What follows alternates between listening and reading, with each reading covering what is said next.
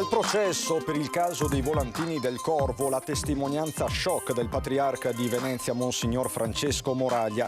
Un prete si denudava con i ragazzi. La procura ha aperto un fascicolo sull'accoltellamento della 32enne psicologa veneziana nel centro di Zero Branco. Intanto stanno migliorando le condizioni della donna.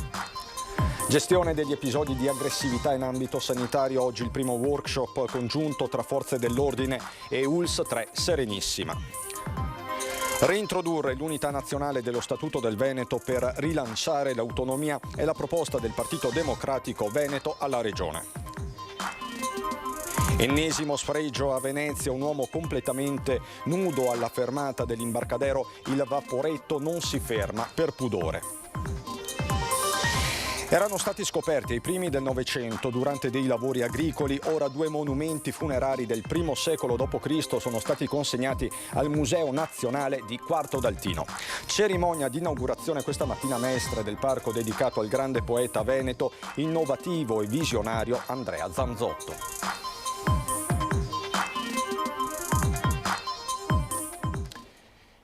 Bentrovati, buonasera telespettatrici, telespettatori di Antenna 3. Tanti i fatti di cui dobbiamo darvi conto per questa edizione veneziana dei nostri telegiornali. Prima però il sondaggio di Ring, la trasmissione di prima serata che torna alle 21:15 con il vice direttore Ferdinando Avarino. Orsa JJ4, secondo voi va uccisa? Se sì, il numero è quello in verde, 0422 1626 691, se no quello in rosso 0422 1626 690. La chiamata come sempre è gratuita e questa domanda arriva nel giorno della cattura del plantigrado in Val di Sole. La cattura che è stata comunicata nel corso di una conferenza stampa da parte del presidente della provincia autonoma Maurizio Fugatti, nelle ore in cui è in corso un braccio di ferro tra la stessa provincia autonoma e il TAR. Insomma, la questione è sul tavolo. Il sondaggio questa sera quindi a Ring con Ferdinando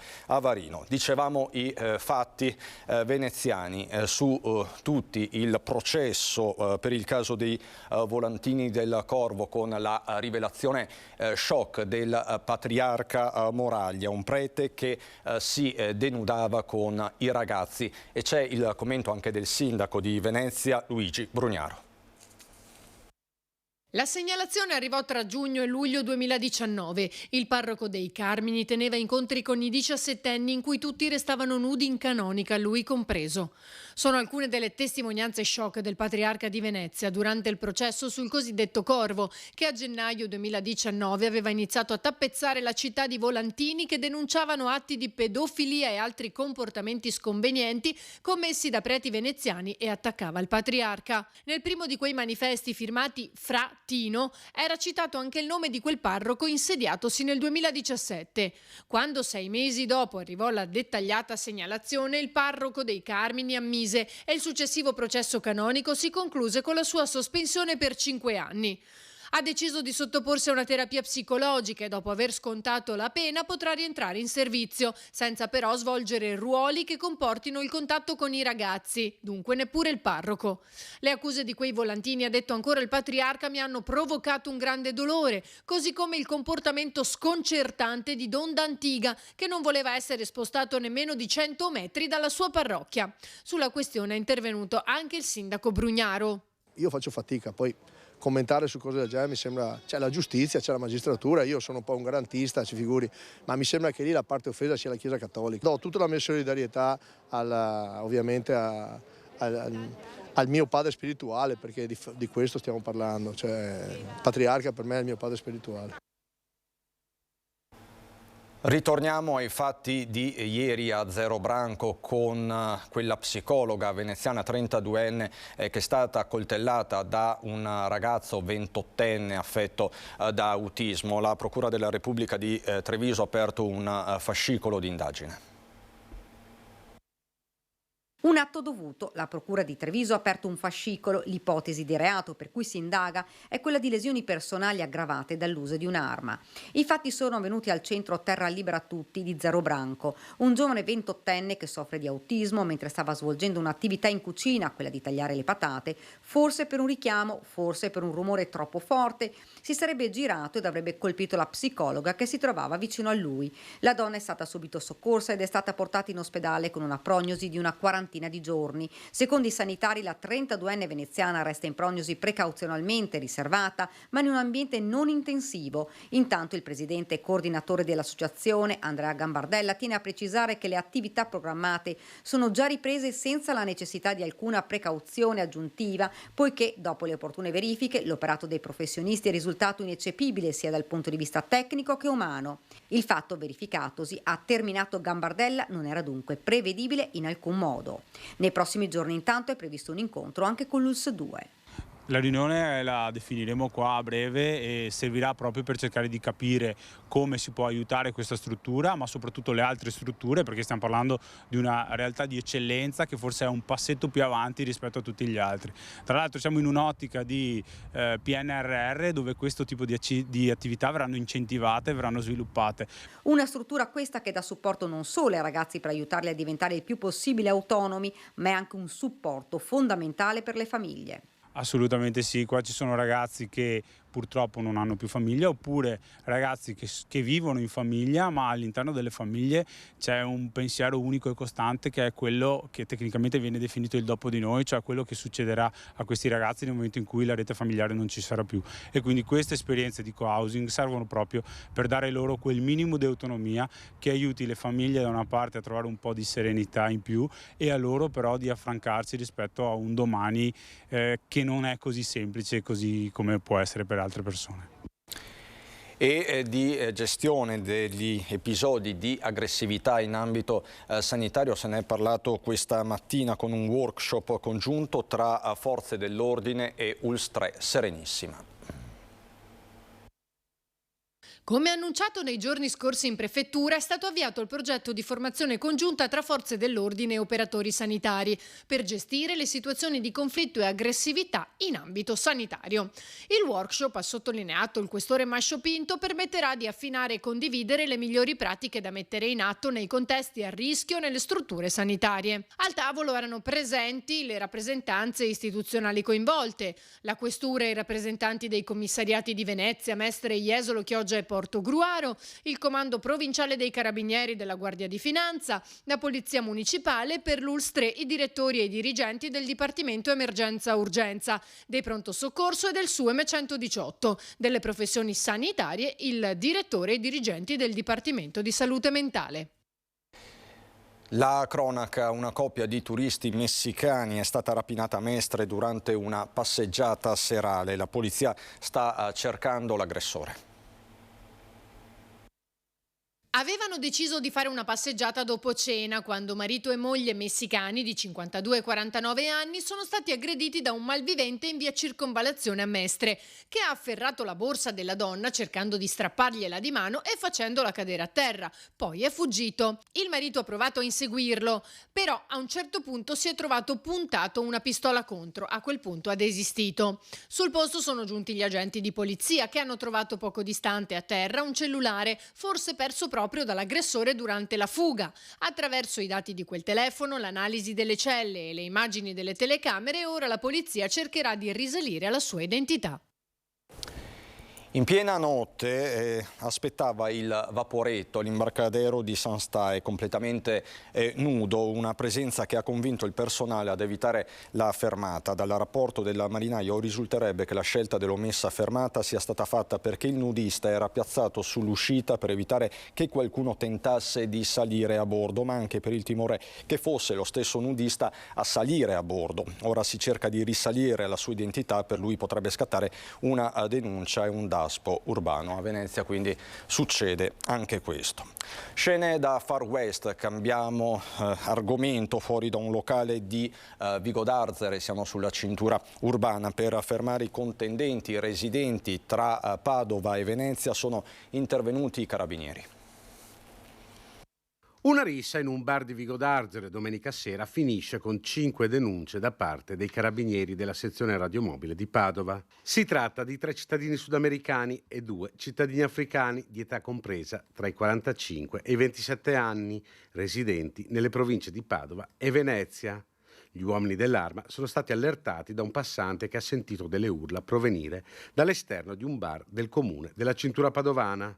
La rissa, secondo una prima ricostruzione dei carabinieri, è nata per gli apprezzamenti non richiesti ad una ragazza. I militari, intervenuti sul posto, dopo aver sedato la zuffa, hanno identificato e denunciato i 5 che ora dovranno rispondere del reato di rissa. La politica con la proposta presentata oggi in Consiglio regionale del Veneto da parte del Partito Democratico, quella di reintrodurre l'unità nazionale dello Statuto del Veneto per rilanciare l'autonomia. Reintrodurre il principio dell'unità d'Italia nello Statuto regionale del Veneto. Il riferimento in realtà era già presente nell'articolo 1 dello Statuto originario della Regione nel 1971, ma era stato poi cancellato dal nuovo testo statutario del 2012. Ora il Partito Democratico Veneto ne chiede la reintroduzione attraverso una proposta di revisione presentata dalla consigliera Vanessa Camani, proprio per fissare un principio attorno al quale poter costruire nuove forme di autonomia regionale. Noi viviamo in una regione in cui sembra che la richiesta di autonomia sia contro lo Stato nazionale, sia contro le regioni del sud, sia contro un'autorità diversa da quella regionale. Noi invece pensiamo, e lo pensavano anche i padri costituenti quando hanno scritto l'articolo 5, e devo dire anche i padri costituenti di questa regione quando hanno scritto per la prima volta lo statuto, che l'autonomia regionale, cioè la capacità che noi potremmo avere di esercitare meglio funzioni e servizi a favore dei cittadini, possa essere esercitata appunto all'interno della cornice solida dell'unità nazionale. Lo Statuto originario del Veneto parlava in equal modo di unità nazionale e autonomia delle regioni. Secondo Ivo Rossi, già dirigente del Ministero per gli Affari Regionali, togliere il riferimento all'unità nazionale nel 2012 è stata una scelta sbagliata. Una scelta solo in apparenza confinata al dibattito veneto, ma che in realtà ha innescato ostilità a livello nazionale nei confronti del regionalismo asimmetrico e dell'autonomia differenziata. Portare quindi il dibattito su un binario in cui l'unità e indivisibilità della Repubblica non sia messa in discussione è fondamentale. In questo senso la proposta è abbastanza semplice, ma qua si vedono le volontà anche del Consiglio regionale, perché in fondo si dice una cosa ovvia, vediamo se avranno il coraggio di farlo. I temi della sanità ci portano in ospedale a San Donà di Piave, dove da oggi c'è una nuova area dedicata alle donne per attività ambulatoriali e screening oncologici. Attività ambulatoriali di ginecologia, senologia, screening oncologici e un ambulatorio chirurgico in un'unica area, rinnovata e confortevole.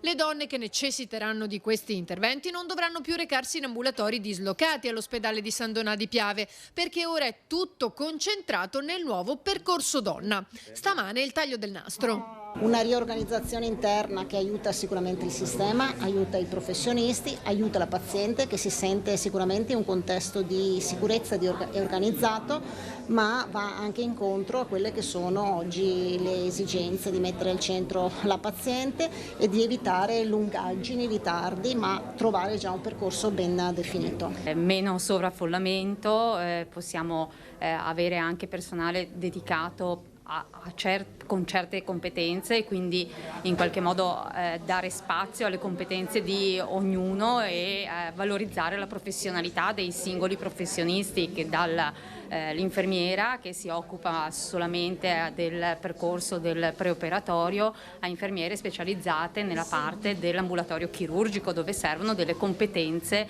un pochino più fini. Il concentramento di determinate attività diagnostiche ha anche reso disponibili più sale operatorie per l'attività chirurgica. Dal punto di vista della logica di gestione del percorso della prevenzione di tumori dell'apparato genitale e della mammella ha un valore importante, soprattutto per le donne, perché qui trovano tutti i servizi di cui hanno bisogno per lo screening avanzato, per la diagnosi, per programmare anche le varie attività sia di tipo diagnostico che di tipo, diciamo, procedurale, quindi ha un valore simbolico importante soprattutto per loro e anche per i professionisti che qui possono lavorare assieme in maniera integrata, confrontandosi anche nella gestione dei casi più complessi. Erano stati scoperti ai primi del Novecento durante dei lavori agricoli. Ora 2 monumenti funerari del I secolo d.C. sono stati consegnati al Museo Nazionale di Quarto d'Altino. Un monumentino lapideo con 2 leoncini accovacciati e una base in pietra per urna cineraria con iscrizione dedicatoria. Sono i 2 reperti funerari di inizio I secolo d.C. consegnati dai Carabinieri di Venezia del Nucleo per la tutela del patrimonio culturale al Museo Nazionale Area Archeologica di Altino. Dalle indagini è emerso che i 2 reperti erano stati trovati durante lavori agricoli ai primi del Novecento. Dopo diversi passaggi di proprietà, anche familiari, sono arrivati all'attuale detentore in provincia di Treviso, che ha allertato le autorità. Verificato che la persona che ha fatto la segnalazione non aveva un titolo legittimo a detenere il bene, il magistrato ha restituito allo Stato, come prevede la legge del 1909, il bene archeologico, poiché è stato scientificamente dimostrata l'appartenenza all'area archeologica di Altino e quindi di conseguenza allo Stato italiano. I reperti provengono probabilmente da una delle necropoli che si trovavano all'esterno di Altino, lungo la via Anni e Claudia Augusta. Sono state ritrovate circa 2000 sepolture. La sepoltura è stata dedicata da un liberto, quindi una persona che era di condizione schiava, che poi è stata liberata a un certo punto, di nome Sippio, a Clara Sippia, che era liberta a sua volta. Non conosciamo il grado di parentela tra questi 2 personaggi, però insomma il fatto che avessero lo stesso nome parla in favore di una parentela molto stretta. I 2 leoncini hanno un significato particolare. Sono apotropaici, come si dice tecnicamente, cioè servivano a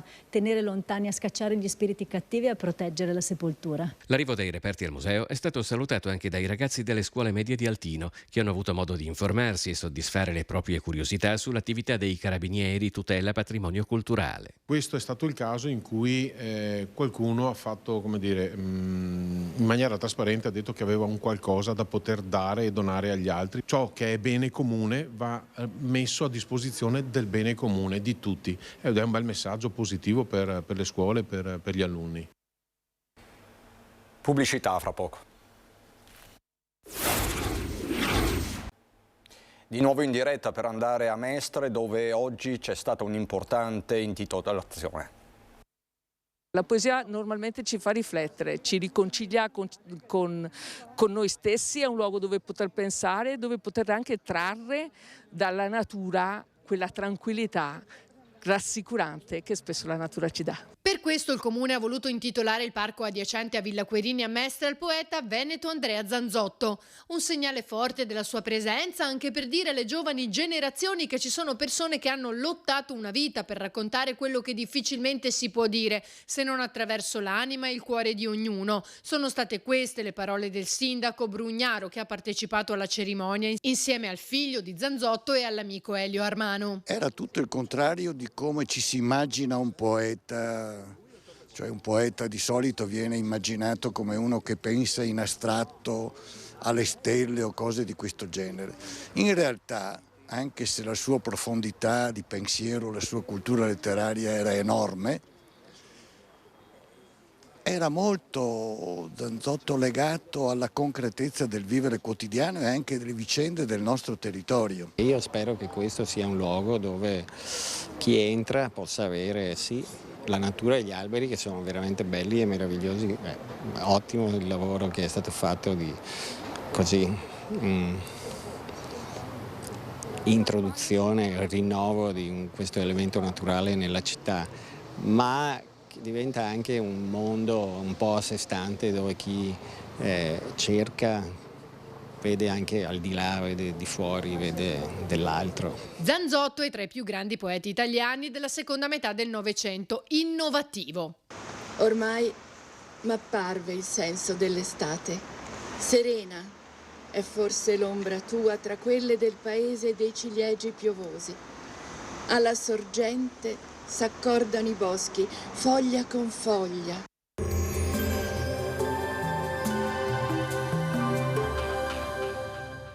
La tua bolletta continua a salire? Chiama lo 0422 32 06 05, Exi, professionisti del risparmio energetico dal 2006. Bentrovati al meteo. Aumenta l'instabilità sul nostro territorio. La giornata di mercoledì 19 aprile vedrà qualche pioggia.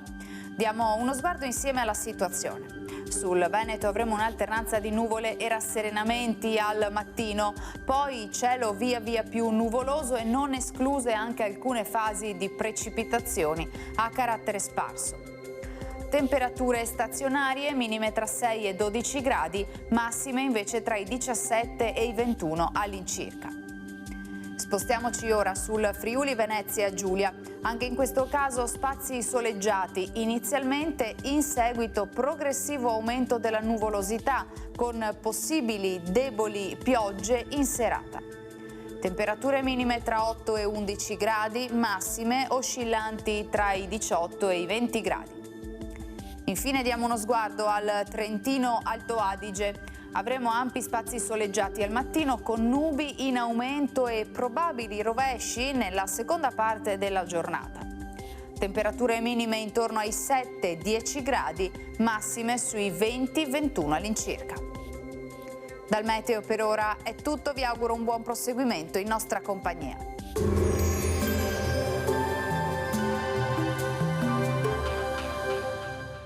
La tua bolletta continua a salire? Chiama lo 0422 32 06 05, Exi, professionisti del risparmio energetico dal 2006.